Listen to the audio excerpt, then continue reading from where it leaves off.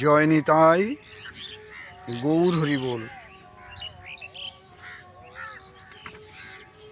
বৃন্দাবন ধাম থেকে বলছি,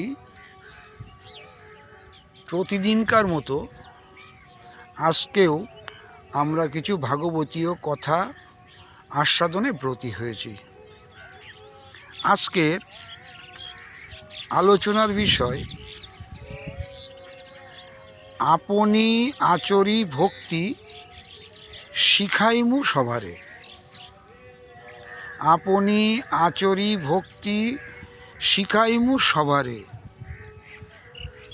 মহাপ্রভু কেন এ কথা বললেন, এর অর্থটা কি?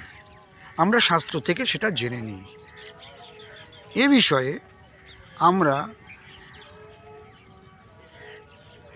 শ্রী শ্রী চৈতন্য চরিতামৃত গ্রন্থ আদিলীলা ৩য় পরিচ্ছেদ ১৭ নম্বর থেকে ১৯ নম্বর পয়ার আস্বাদন করব। আদিলীলা ৩য় পরিচ্ছেদ ১৭ থেকে ১৯ নম্বর পয়ার আমরা আস্বাদন করব। কি বলছেন মহাপ্রভু? যুগ ধর্ম প্রবর্তাইতে, রাধে রাধে, যুগ ধর্ম প্রবর্তাইমু মানে প্রবর্তন করব, তখনকার এরকম ভাষা ছিল। যুগ ধর্ম প্রবর্তাইমু নাম সংকীর্তন, চারি ভাব ভক্তি দিয়া নাচাইমু ভুবন। চারি ভাবটা কি? ব্রজের দাস্য, সখ্য, বাৎসল্য ও মধুর ভাব, এই চারটে ভাব ভক্তি দিয়ে নাচাইমু ভুবন। আপনে করিমু ভক্ত ভাব অঙ্গীকারে, আমি নিজেই ভক্তের রূপ ধারণ করব। আপনি আচরি ভক্তি শিখাইমু সবারে, আমি নিজে আচরণ করে ভক্তদেরকে এই ভক্তি শিক্ষা দেব। এটা মহাপ্রভু বলছেন।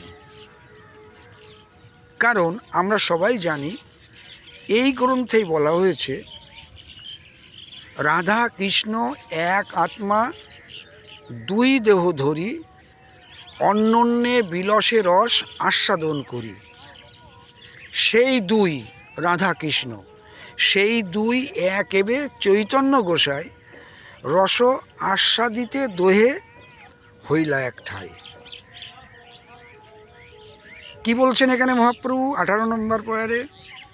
আপনি করিমু ভক্ত ভাব অঙ্গীকারে, আপনি আচরি ভক্তি শিখাইমু সবারে। এরপরে কি বলছেন? আপনে না কইলে ধর্ম শিখানো না যায়।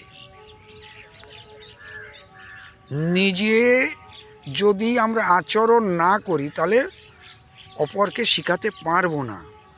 আপনে না কইলে ধর্ম শিখানো না যায়, এই তো সিদ্ধান্ত গীতা ভাগবতে গায়। তাহলে সিদ্ধান্তটা কি বলছেন? যে তুমি আগে নিজে আচরণ করো, তারপর তুমি অপরকে শিক্ষা দিও। যার জন্যে মহাপ্রভু নিজে ভক্তভাগ অঙ্গীকার করে নিজে সংকীর্তন যজ্ঞ নিজে অংশগ্রহণ করে আমাদেরকে শিক্ষা দিলেন। এটাই আমরা শ্রী শ্রী চৈতন্য চরিতামৃত গ্রন্থের আদিলীলা 3য় পরিচ্ছেদ 18 নম্বর পয়ার থেকে জানলাম। আমরা এখন বসে আছি বৃন্দাবন ধামের বৃক্ষরাজির মধ্যে, এবং পাশেই আমাদের শ্রী যমুনা মহারানী।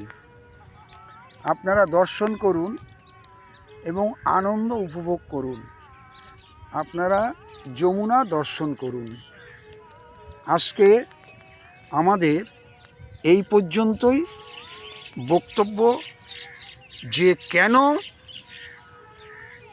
নিজে ধর্ম আচরণ না করে অপরকে শিক্ষা দেওয়া যায় না, মহাপ্রভু কেন এ কথা বললেন। ভিডিওটি ভালো লাগলে লাইক, শেয়ার, কমেন্টস করতে পারেন এবং সাবস্ক্রাইবও করতে পারেন। জয় নিতাই, গৌর হরি বল, জয় শ্রী রাধে শ্যাম।